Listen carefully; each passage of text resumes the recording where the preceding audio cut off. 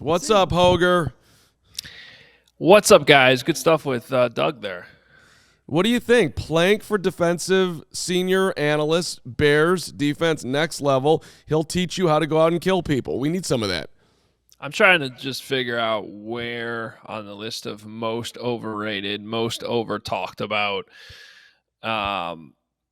conversations regarding this football team that we've had over the last decade or so, where this senior defensive analyst conversation comes in.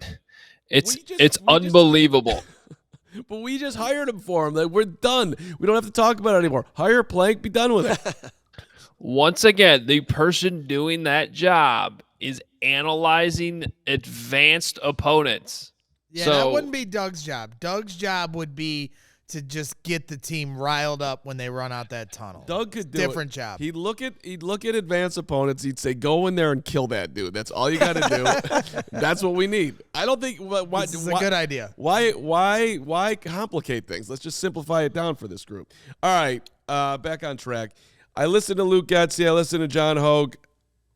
The only thing that stands out to me, Hoge, from today's pressers is that Luke Getsy is pushing back hard that Justin saying anything at the time about wanting to play free has anything to do with the fact that the offense has turned around. He has been asked that numerous times, like, no, we talk all the time. Get that out of your head. That had nothing to do with anything. Did that stand out to you at all? Yeah, it did, and I found it kind of awkward. I don't really – it's definitely fun. I file it under the category of things that I don't really understand why there needs to be pushback from the coaches on it. Like, I don't see what's wrong with being like, yeah, it was a great collaborative discussion that we had. It's always good to hear your players' feedback, and we addressed it, and the results have been better. Like, I don't see why it's a big deal. I thought it was a fair question from Mark Grody today. The other thing I found interesting, and I, for a split second, debated, chiming in with a follow-up on, but then I was like, it really just doesn't matter. Like, he basically said they didn't have that discussion privately. Yeah, he did. They did. I mean, Fields said they did. Fields was like, yeah, I voiced this to my coaches. So I don't know. Maybe it's not worth rehashing. Maybe it doesn't matter. But yes, I did find that response from Luke Getsy today just a little odd. But that's it. I don't necessarily think it's a big deal. I just it was a little weird. Defensive is the word that. I mean, if we're you don't need to be defensive about this. Yeah. My quarterback wanted to do things a little bit different. We adjusted. It was great that we had that moment where we, figured out some things that could work better. You asked him about cadences, which has gotten better as of late. I think, by all accounts, that the Bears are at least more in sync with the offensive line. Why was that top of mind for you? Well, just because I think it's been a big deal so far this season. I think it's led to a lot of unnecessary penalties. While I do think it's improved, what I was trying to get at more is, like, has it turned into a weapon, right? Because that's what you want it to be. You want it to be a weapon. You want it to be a weapon that is giving you an advantage over the defense, from firing off the football to helping your offensive line. Yep. And I thought in the first 4 games, it was almost like working against them more than it was helping. And obviously, when you have that many guys coming in and out, it's not ideal. But I thought this is really hard to see even on film, but I thought it got better even maybe when Cody Whitehair moved to center in the middle of that game. Eureka. Almost like the guy that practiced there all off season made it help. So, yeah, that's kind of where I was getting at, because I think that actually can be something that really does help the offensive line, especially going forward. And so I hope that's the case, that it is getting better, that they are getting better results, that the cadences actually are a weapon and not something that's working against them.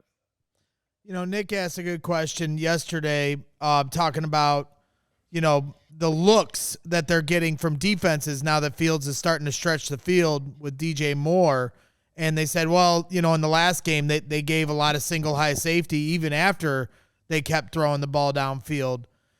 Going into this matchup, was there anything Getsy had to say as far as the things they're going to be looking at? Obviously, Minnesota likes to dial up the blitz, but I'm sure they'd like to see more of those one-on-ones with DJ Moore. Yeah, I think that the biggest thing that Getsy talked about today, and I think it's something everyone inside Halas Hall understands, is they're going to have to get somebody besides DJ Moore going here. Especially when it comes to wide receivers. And I think the most obvious candidate is Darnell Mooney. What's interesting is Bears have used a lot more 12 personnel recently, which only puts 2 wide receivers on the field. So that makes it DJ and Darnell. Certainly got 2 tight ends you can throw to as well. And the Bears did get the ball to both Cole Kmet and Robert Tonyan in that game, but no other wide receiver had a catch. So whether they're bringing more attention over to DJ Moore, which is certainly something, if I was game planning, I would expect. Yeah. You got to find ways to get the ball to Darnell Mooney. Now, they tried in that game a few different times, and they just didn't connect. So whether that's just a chemistry thing or whatever, it really shouldn't be. I mean, we've heard about Justin and Darnell working for 3 years now. It's just happenstance. They've had good chemistry. Yeah, but at the same time, I think the chemistry between Fields and DJ Moore in a much shorter period of time is already better. So, I mean, I don't think you can just ignore that. Regardless, the point is they got to get some of these other wide receivers going, and that's the obvious counter to when a defense is going to try to take out your best player. Now, I don't necessarily think the Vikings have the personnel to do that. I would personally still try to force the ball to DJ Moore because when you have a perfect passer rating to a certain wide receiver, why stop throwing it there? Now, you got to be smart about it. You want to hit your open guy, but it is certainly something to watch this Sunday. It's a very Bears philosophy. Like, oh, no, this is not going to work anymore. It's like, versus like if we're playing Minnesota, we're not running in there and stopping Justin Jefferson. We're sitting worried the guy's going to kill us. They're not going to go away from him because we figured out that Justin Jefferson's good. But for some reason with the Bears, like, oh no, they figured it out. DJ's good, so we're going to have to get somebody else going, which they do. Hoge, he was asked by Mark Potash about Tyler Scott. Like, shouldn't this guy be in line to get some opportunities? And Getsy's like, well, he's a rookie, and yes, but it takes time. So, I mean, if you're a betting man right now, I would not be putting any money down that Tyler Scott's about to bust out in this offense. Did you have that takeaway at all? Yeah, I wouldn't expect that. I mean, look, you don't have to look too far around the league to see more of what it's supposed to look like for these wide receivers, these rookie wide receivers, okay? The most extreme example right now being Puka Nacua in Los Angeles. There's other examples, though, like Jordan Addison. The Vikings have a guy, Jordan Addison. Jordan Addison coming to Soldier Field this Friday, or Sunday. You can see where my brain's at, Friday Night Lights. Jordan Addison being another example. Even if you're going to go farther down the line, like Rashee Rice with the Chiefs. You know what I mean? Like the extreme example being Puka getting, setting records. But even like the smaller examples, these wide receivers are getting 2 or 3 looks per game, 2 catches, 20 yards, like whatever it is. Rice has a touchdown or 2 at this point. Tyler Scott's hardly been involved. You know what I mean? Like, he's not even getting targets, really. So, yes, you'd like to see that happen, but is there any indication that it actually will? I mean, I don't see that right now. I think it's just until they start to prove it, I don't think you can count on it. Yeah, I think that more opportunities are going to also help that because I think the offense sputtering the first 3 weeks had a big hand in that. Just put me in the category of I don't get it on that one. The dude's fast. He's elusive. Separates. He separates. You don't have a ton in that room right now. Velus is not exactly about to step up. Claypool obviously is gone. I would think it'd be I'd be leaning into what Tyler Scott could give you, but apparently the Bears are not loving what they're seeing. Maybe it was the drops that we saw a ton of. I'm not sure, but I think they're also in a lot of 12-man personnel, right, Hoge? I think that's the other aspect of it. They're bringing 2 tight ends in more here the last few weeks, and that's helped give some good pockets for Justin Fields.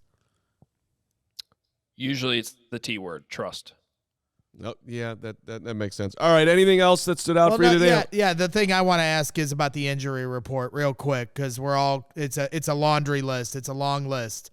Any updates you have for us on guys that are going to be playing? I'm really hoping to see Kyler Gordon out there.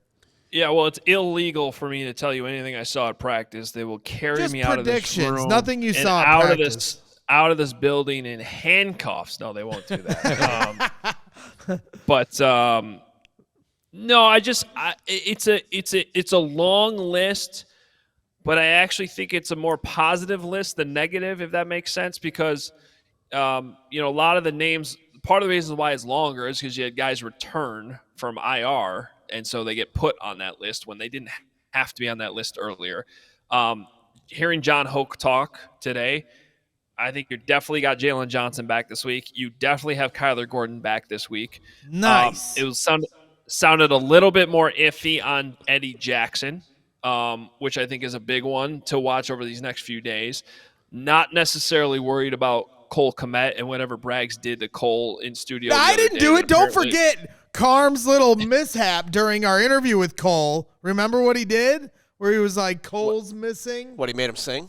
No, remember he said something along the line. Yeah. You misspoke at one point, and you jinxed him. Oh, yeah. Yeah. Remember? And it made Cole uncomfortable. That's on Cole's you, man. missing for Sunday, and everybody was like, whoa. You don't remember. Carm doesn't remember what he did yesterday. Are you talking about when I confused him for Khalil Herbert? Yes. Okay, you jinxed this. This is your fault. Okay, this is moronic conversation. Keep going. I mean, that's pretty much all I had to say. I threw him under the bus. Okay, that's fine. All right, Hoge, I know you got to get out of that room, but I do want to just underline, they love Terrell Smith, right?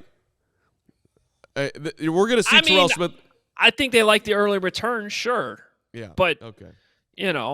I think you're going to see a rotation at cornerback. I think he's going to play.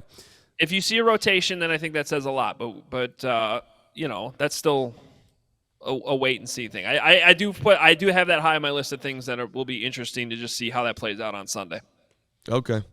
All right, brother. Great seeing you. We miss you. We missed you desperately yesterday. All right.